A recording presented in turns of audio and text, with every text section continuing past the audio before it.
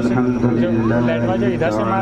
والصلاة والسلام على رسوله الأنبياء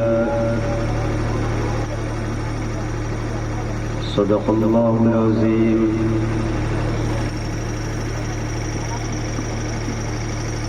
أما بعد فأعوذ بالله من الشيطان الرجيم. بسم الله الرحمن الرحيم.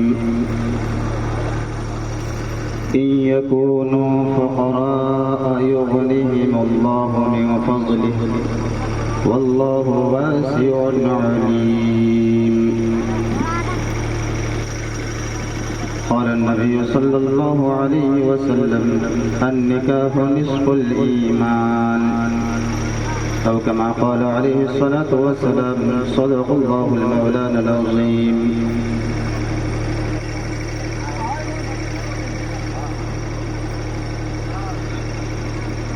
عزیزان محترم، رونق اسٹیج، حفاظ کرام و علماء کرام، سامنے بیٹھے ہوئے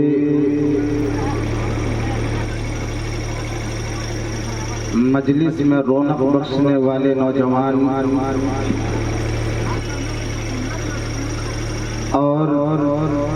پردہ نشین میری مائیں اور بہنیں،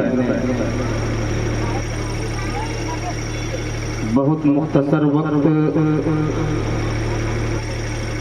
دی گئی ہے. ان مختصر وقت میں مختصر باتیں، چند باتیں آپ حضرات کے حوالے کرنا چاہتا ہوں. تمہید کی ضرورت نہیں، لیکن ایک بات یاد دلانا چاہتا ہوں. میں گزشتہ جب ہمارے حاجی صاحب واپس لوٹ کر کے آئے تھے تو میں نے کہا تھا کہ میں اعلان سری کا کام نہیں کرتا، پر مجبوری کے تحت میں مائک کو پکڑا اور اعلان سری کا وہ نقابت کی وہ ذمہ داری میں نے سنبھالی. تو اس وقت میں نے ایک بات کہی تھی کہ جو حضرات مجلس میں بیٹھیں گے تو مجلس والے کے لیے اللہ تعالیٰ کی طرف سے وعدہ ہے، یعنی وہ ثواب کی جو بات ہے وہ مجلس والے کے اوپر ہے. اور دیگر ارد گرد بیٹھے ہوئے ہمارے حضرات جو ہیں تو یہ مجلس کے عادات کے خلاف ہے، کیونکہ جو بات مجلس میں کہی جاتی ہے اور جو فرشتے ڈھونڈتے ہیں روئے زمین کے اوپر آ کر کے کہ وہ مجلس کہاں ہے، جس جگہ پر اللہ اور اس کے رسول صلی اللہ علیہ وسلم کی بڑائی اور توصیف و تعریف کی جا رہی ہے، تو ایسے مجلس کو تلاش کرتے ہیں، ایسے شخص تلاش کرتے ہیں. تو ظاہری بات یہ ہے کہ جو حضرات ادھر ادھر اب بھی بیٹھے ہیں ان سے میں گزارش کرتا ہوں کہ مجمع میں آ کر کے بیٹھیں. میرے بعد جناب حافظ عبدالستار صاحب ہمارے درمیان موجود ہیں، اسی لیے مختصر سی وقت دی گئی ہے. میں نے قرآن مقدسہ کی ایک آیت کی کڑی آپ حضرات کے سامنے پڑھی ہے، اسی کے تحت چند باتیں عرض کرتا ہوں. دینی بھائیو، عزیز ساتھیو، نکاح ہے کیا چیز اور اس کے اوپر کتنی تاکید کی گئی ہے اور ہمیں کتنا اس پر دھیان دلایا گیا ہے. آقا مدنی تاجدار بطحہ احمد مجتبی محمد مصطفیٰ صلی اللہ علیہ وسلم نے اسی توجہ کو اور اسی تاکید کو سامنے رکھوایا اور اسے بتلایا انسانوں کو، اور خصوصاً امت مسلمہ کو بتلایا کہ تمہارے سامنے جب تین کام آ جائے اور تین ایسی باتیں پیش ہو جائے تو ان میں تاخیر نہ کرنا. ان میں اول جب نماز کا وقت ہو جائے تو تاخیر نہ کرنا، بلا سوچے سمجھے، بلا ادھر ادھر کیے ہوئے، بلا ادھر ادھر کے دھیان لائے ہوئے ہر کام کو پسے پشت ڈال کر کے، ہر کام کو چھوڑ کر کے اس رب کی اعلان کی طرف، اس رب کی صدا جہاں سے لگی ہے اس کی طرف دوڑ جانا چاہیے اور نماز کو ادا کرنا چاہیے۔ اسی لیے میرے محترم عزیز ساتھیوں، جب ہم اذان سنتے ہیں، اذان سنتے ہیں، 12 سنتے رہتے ہیں، اللہ اکبر اللہ اکبر کی صدائیں بلند ہوتی ہے۔ آپ کو معلوم ہے کہ یہ اذان کیوں دی جا رہی ہے؟ بلاوا کہاں سے ہو رہا ہے؟ اعلان کرنا ہی صرف اذان کا مقصد نہیں، بلکہ اذان کے مقصد یہ ہے، اذان دینے کی بات یہ پیش آئی ہے کہ اللہ کی بڑائی کو پہلے بیان کروایا، اللہ اکبر اس رب کی طرف چلو جو سب سے بڑا رب ہے، جو کبریائی والا رب ہے، جو سارے جہاں کے پالنہار ہے، اس نے تم کو بلایا۔ اگر ایسا ہی ہوتا تو حی علی الصلاۃ کی آواز پہلے آتی، حی علی الفلاح کی آواز پہلے آتی، لیکن ہم اور آپ روزانہ اذان سنتے ہیں، اللہ اکبر کی صدائیں پہلے بلند ہوتی ہے، پھر اشہد ان لا الہ الا اللہ کی صدائیں بلند ہوتی ہے، پھر اشہد ان محمد رسول اللہ کی صدائیں بلند ہوتی ہے، پھر جا کر کے وہ نماز کی طرف بلایا جاتا ہے۔ یعنی یہ ہمیں دھیان ہر وقت دلایا جاتا ہے، دن کے 5 وقتوں میں، دن رات کے 5 وقتوں میں یہ دھیان دلایا جاتا ہے کہ اس رب نے تم کو بلایا ہے جس نے تم کو پیدا کیا ہے۔ اب سوچے تو صحیح کہ ہم اگر کوئی بڑا افسر بلا لے، بڑے آدمی بلا لے، تو سارے کام کو چھوڑ کر کے، اور اگر پیر میں چپل بھی موجود نہ ہو، بدن میں صحیح سے کپڑے موجود نہ ہو، اور وہ کہے کہ جلدی بلایا ہے، ایسے ہی حالت میں چپل پہنے گا نہیں ہو، ایسے ہی حالت میں چل دے گا، جلدی بلایا۔ تو سوچے تو صحیح کہ اس سے بڑا بادشاہ کون ہے، اس سے بڑا پالنہار کون ہے، پھر وہ ہمیں دعوت دے رہا ہے۔ تو اس لیے آقا مدنی صلی اللہ علیہ وسلم نے فرمایا کہ جب نماز کے وقت ہو جائے، جب نماز کی وقت ہو جائے اور وہ گھڑی آ جائے تو بلا سوچے سمجھے اللہ اکبر کی صداؤں کو سن کر کے اور مسجد کی طرف لپک پڑو، یا جہاں کہیں وقت ہو جائے اس جگہ پر اللہ اکبر کہہ کر کے نیت باندھ لی جائے۔ پہلی بات۔ دوسری بات، جب میت ہو جائے، سنانے چلا ہوں کہ نکاح ہے کیا چیز اور کیوں اس کی طرف اتنی تاکید کی گئی ہے۔ آقا مدنی صلی اللہ علیہ وسلم نے دوسری بات فرمایا کہ جب میت کسی کے یہاں ہو جائے تو جتنا جلد ممکن ہو اس کو دفنا دیا جائے۔ ہمارے یہاں تو ایک رواج چل گیا ہے کہ کوئی باہر میں ہے تو اسے آنے کے انتظار کرتے ہیں، حتی الامکان کوشش کرتے ہیں چاہے وہ 1.5 دن بیت کیوں نہ جائے، 2 دن بیت کیوں نہ جائے، حالانکہ مسئلہ اس کے اوپر عائد ہے۔ مسئلہ تو یوں بیان کر رہا ہے کہ جتنا جلد ممکن ہو اتنا جلد اس کی تدفین کر دی جائے، کفن تو کفن سے فارغ ہو جائے۔ ممکن کے مطلب یہ ہے کہ جب قبرستان میں اس کے لیے گھر تیار کر دی جائے، اس کے لیے کفن کا انتظام ہو جائے، اور پھر جتنا جلد ممکن ہو جنازہ پڑھ کر کے اور اس کو دفن کر دیا جائے۔ دوسری بات۔ تیسری بات، جب لڑکا اور لڑکی بالغ ہو جائے اور مناسب جوڑ مل جائے تو اس کی شادی کر دی جائے۔ ہمارے یہاں یہ بھی رواج بڑی خراب ہے کہ 18 سال 20 سال 22 سال کوئی 25 سال تک ایسے ہی یوں گھوم رہا ہے، حالانکہ شریعت نے بڑی تاکید کی ہے اس پر۔ اس نکاح پر اللہ تعالیٰ نے اتنی فضیلت دے رکھی ہے۔ کچھ آدمی کا یہ خیال ہوتا ہے کہ نکاح کرنے سے ہمارے یہاں میرے بیٹے کمانے کے لائق نہیں، وہ کیسے کھلائے گا، بوجھ میرے سر پر آ جائے گی، یہ سمجھ کر کے وہ شادی نہیں کرتے۔ لیکن میرے پیاروں میں بتاؤں، اللہ رب العزت تبارک و تعالی قرآن مجید کے ان 6666 آیت کے اندر سورہ نور کے اندر اللہ تعالیٰ فرماتے ہیں، ان یکونوا يغنيهم الله من فضله والله واسع عليم. حکم دیا سارے لوگوں کو کہ تمہارے قبضے میں جو ہے، چاہے بیوہ ہو، چاہے وہ لونڈی غلام ہو، چاہے بیٹی ہو، چاہے بیٹا ہو، اس کی شادی کر دی جائے، اور شادی کرنے کے بعد اس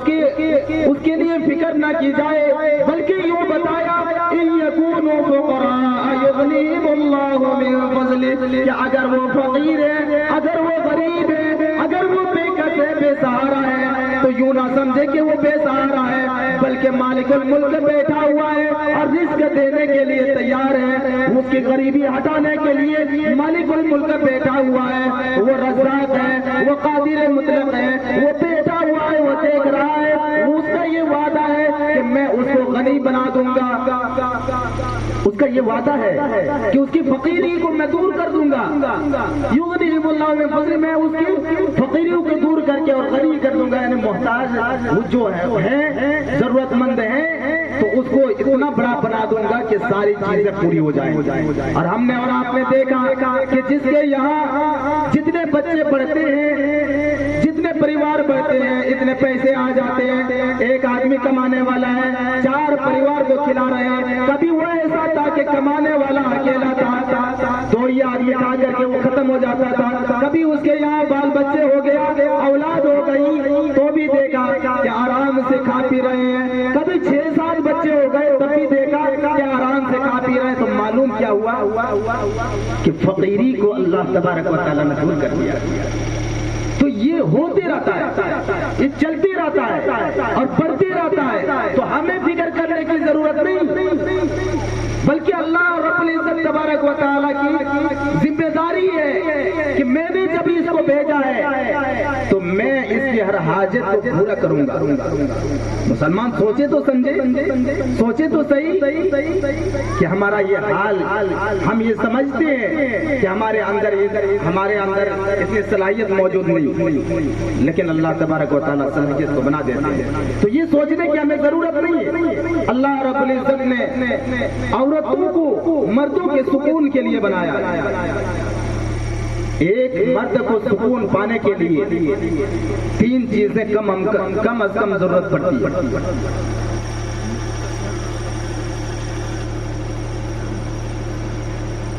تین چیزوں کی ضرورت پڑتی ہے. اول سب سے پہلی بات اس کے رہنے کے لیے گھر، دوسری بات کھانے پینے کے لیے اشیاء، اور تیسری بات عورت. ہر جو مرد ہیں، ہر مرد کی ضرورت ہے اور اس کی سکون مرد کو میسر ہوتا ہے. عورتوں کی دل کی بھی سکون ہے. آدم علیہ السلام کو اللہ پاک نے بنایا، عورت کو اس لیے اللہ پاک نے بنایا کہ جب دیکھا جنت جیسے جگہ میں آدم کا من نہیں لگ رہا، دل بہلانے والا کوئی نہیں، وہ دیکھا کہ اداس بیٹھا ہوا ہے. کہا اس جنت کے بارے میں آقا مدنی صلی اللہ علیہ وسلم نے فرمایا کہ دنیا کے کسی آنکھ نے جنت کو نہیں دیکھا، دنیا کی کسی آنکھ نے جنت کو نہیں دیکھا. اس جنت میں آدم علیہ السلام کا من نہیں لگا، تو اس کے دل بہلانے کے لیے اللہ رب العزت نے سیدنا آدم علیہ السلام کے لیے ایک جوڑا مقرر کیا جس کو حوا کہتے ہیں. اما حوا علیہ السلام کو بنایا،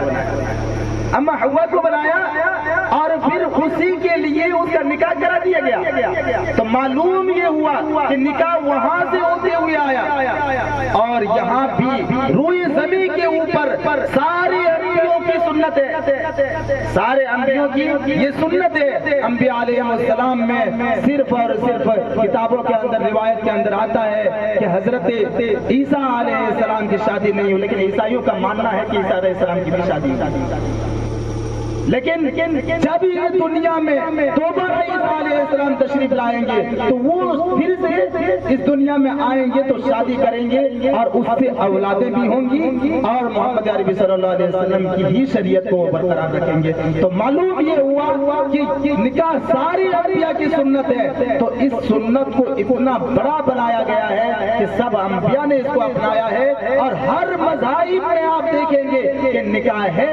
چاہے وہ کسی سلسلے سے ہو، چاہے وہ کسی طریقے سے ہو، ہر مذہب میں شادی ہوتی ہے۔ کسی کے یہاں پھیرا ہے، کسی کے یہاں وہ دوپٹے میں گرہ لگانے کا ہے، کسی کے یہاں انگوٹھے پہنانے کا رواج ہے، کسی کے یہاں مٹھائی کھلانے کا رواج ہے، لیکن میرے دوستو عزیز ساتھیوں، ہمارے یہاں قربان جاؤں پیارے آقا احمد مجتبیٰ محمد مصطفیٰ صلی اللہ علیہ وسلم کے اوپر سب سے آسان طریقہ ایک لفظ میں ایک ادھر سے ایک ادھر سے، مطلب کہ ایک جوان اور بالغ آدمی